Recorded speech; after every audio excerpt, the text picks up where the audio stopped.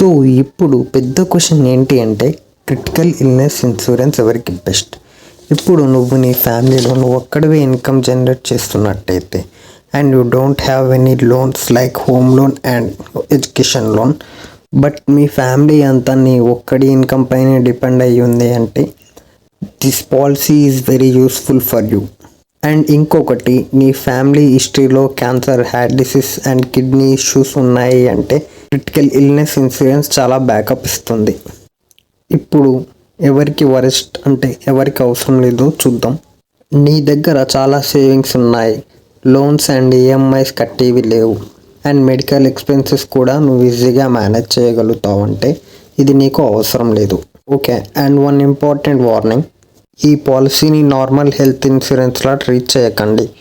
ఇది hospital bills cover చేయదు. It is just an income protection. సింపుల్గా చెప్పాలి అంటే critical illness insurance is best for earners and not compulsory for people with strong financial backup. Next వీడియోలో ఈ పాలసీలో ఏం చూడాలి అండ్ ఏం అవాయిడ్ చేయాలో చూద్దాం. Stay tuned. यार आदमी नो ये वार्ता स्टे ट्यून चुटकल होते समझ अपने की।